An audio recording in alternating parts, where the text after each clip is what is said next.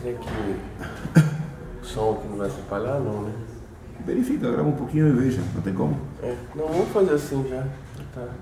Não, mas faz um teste. Então, oi, tudo bem? Então, estamos aqui em Campinas. Eu quero comprar camisa da Ponte Preta. Onde que vende? Não sei. Pronto. Você não quer ver? Não, tá bom. Vou começar, tá?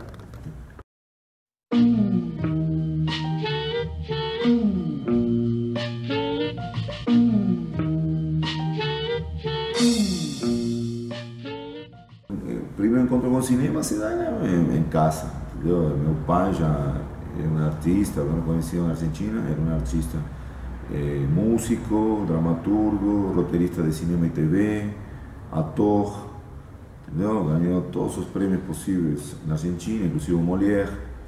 Então, sempre na área da cultura, né? E ele fez um único, talvez outro, que como participação, mas como protagônico, ele protagonizou Los Traidores, que é o grande filme, dos grandes filmes latino-americanos do cinema político, não? Dos anos 70.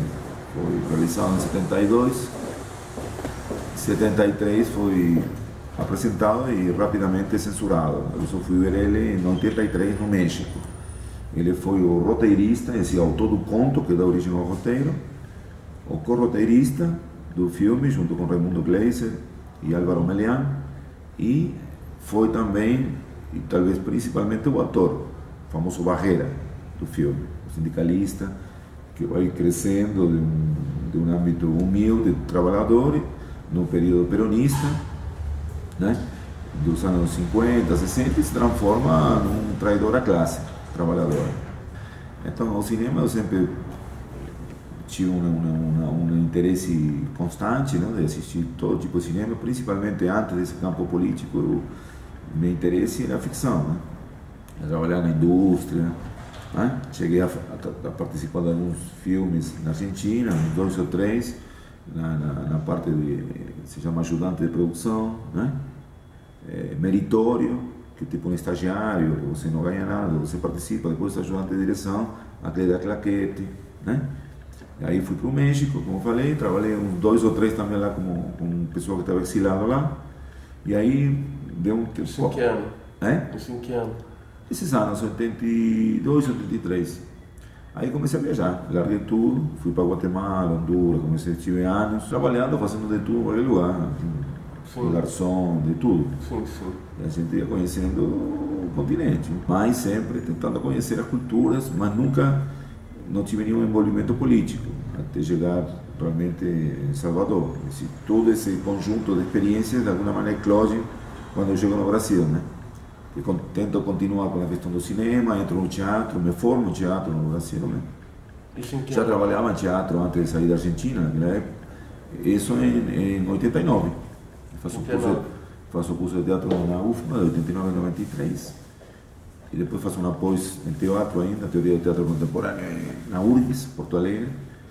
Mas eu já estava entrando no campo do cinema político no final dos 90, só, cinema político mesmo, né? Que praticamente deixou de lado todo o processo do teatro. Eu dirigi muitas peças de teatro, mas a literatura acompanhei. Só que focando já mais dentro do campo político também, como cinema. Não, político meu foi quando, não é tão antigo não, é quando a ACM tem aquele fraude do painel do Senado, aquele momento, se não me engano, foi 2001, e aí o meu primeiro trabalho é aquele, Maio Baiano. Só que chegar aí não foi chegar, digamos, de um sindicato, de uma organização política, de uma militância ativista, como se conhece hoje. Meu campo, minha entrada no cinema político através do teatro, entendeu? Através da literatura, através da história e principalmente através daquela viagem. O que me deu as ferramentas para trabalhar de maneira independente, sem estar atrelado a nenhum campo específico, que é o que eu acho que é o meu diferencial. Esse risco de você trabalhar de maneira independente, mas você não tem acesso a grandes sumas de recursos. Não, claro, a gente tem apoios, né? Tem apoio, a gente consegue inclusive de gente do campo político, sindicatos, do amplo arco da chamada esquerda, não? Sim. Mas a ideia é manter essa independência e especificamente trabalhos estudantis, onde você tem que resguardar muito isso, essa autonomia, né? Sim, aí em 2003, né, que é que você faz a revolta do Buzu. 2003 foi a revolta do Sul.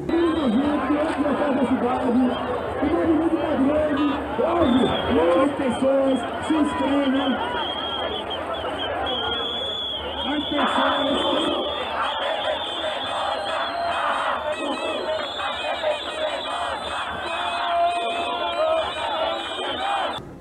Como surgiu a iniciativa de começar a filmar as manifestações? Não, eu já tinha começado e entrei já bem no auge delas, né?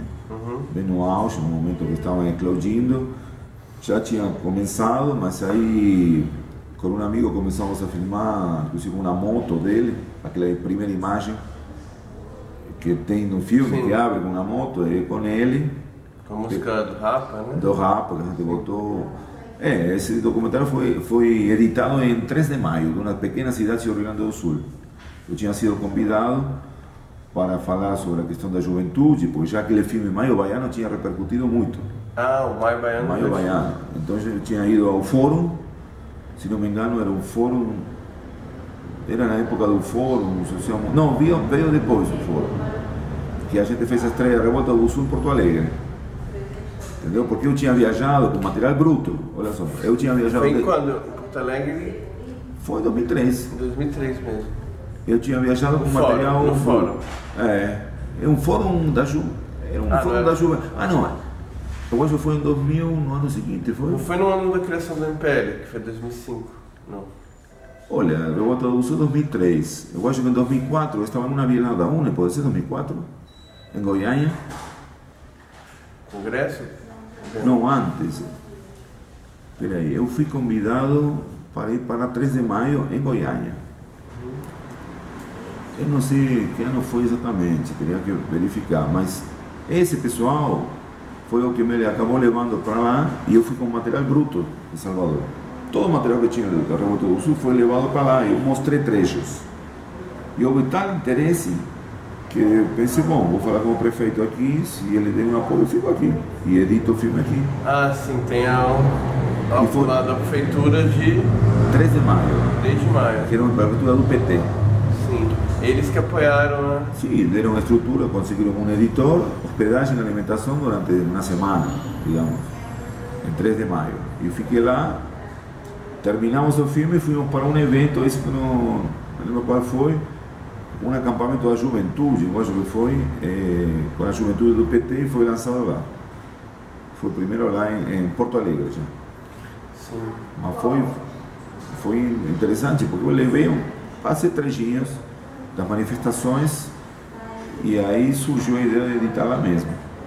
Tá, e depois quando o filme se espalhou bastante, assim, numa época que ainda não tinha... VHS.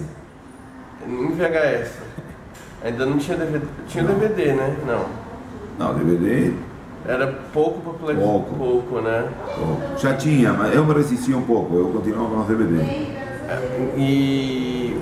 o filme se espalhou bastante, né? Muito. Mais VHS e depois DVD, né? É por isso que o filme não está tanto em YouTube. Se na época tivesse tido no YouTube, ele teria viralizado na época. Ele viralizou, digamos, da maneira tradicional, de circular com DVDs, com as pessoas faziam eventos com material físico, com suporte físico, né? E aí depois que o MPL cresce, ele se utiliza muito do eu inclusive estive em 2005 em Brasília com o Paik e uma galera ligada ao CMI, e casualmente houve um acontecimento lá na rodoviária. Não, foi um evento sobre o passe livre, né? Que confluiu tudo na rodoviária, do eixo norte, sul, oeste, e ali teve um protesto bravo, e a polícia respondeu. Aí você fez um documentário, filmei também. E juntamos e editamos com o CMI. Qual é o nome desse filme? Amanhã vai ser maior é outro, é uma coisa Puxa, você pegou. É Passe Livre DF, mas tem um subtítulo. A gente passou já na nossa luta. É um curta, foi feito, Sim. mas a importância... Junto com o CMI, aí com essa aliança com o CMI que começou, que o CMI tem uma ligação com o MPL, né? Assim, Sim. Esse movimento, assim. Claro. Então, E aí, por a partir aí, dali que começou a... eu acho que foi utilizado para começar a construir o MPL. O Arrabotão do Sul, não aquele. Aquele deve ter circulado também, mas em menor medida. Você volta para outros países também, da América Latina, né? Claro, eu volto já com a câmera, né? Que na época não tinha. A câmera era interna, né? O olho e o cérebro e o coração, talvez. Era um conjunto de conexões que depois vão refluir e vão começar a acontecer em forma de formato físico com esse retorno, né? Primeiramente a Argentina com o panelaço, foi aquele período que foi de alguma maneira um batismo no meio das ruas e nos conflitos, né, com o poder, assim, com o braço armado do poder, né, tinha a PM, a polícia, toda essa coisa toda. E em 2001, 2002, aí eu já cheguei início de 2002, porque estava no Fórum Social Mundial, mas ainda estava repercutindo na Argentina tudo isso. Então depois dessa experiência da Bahia que você fez, você já saiu para outros países da América Latina? Já saiu para a Argentina? Sim, inclusive imediatamente depois da Revolta do Sul vem a Guerra do Gás na Bolívia. Guerra do Gás. Eu vou para lá. E a gente faz o documentário da Guerra do Gás praticamente no mesmo período, igual que o panelaço, imediatamente depois, que ainda tinha repercussão, ninguém queria falar. Lá na Bolívia era muito mais problemático que aqui, né? Enquanto dar o rosto a uma câmera, então era complicado obter depoimentos, as pessoas estavam com medo das represálias, né? Mas, eu te falo, sim, mas tem a Guerra da Água em 2000, mas eu fui fazer a Guerra da Água em 2007. Assim, sobre 2000. Sobre 2000, que eu achei que era importante para construir uma sequência até a chegada de Evo Morales ao poder. E ainda teria a famosa Guerra da Coca, que é antes, no final dos 90, né? Mas depois você faz um filme sobre o Evo, né? O Evo também. E o de Evo é interessante porque eu já estava coletando material para os 40 anos da morte de Che Guevara, que foi em 2007.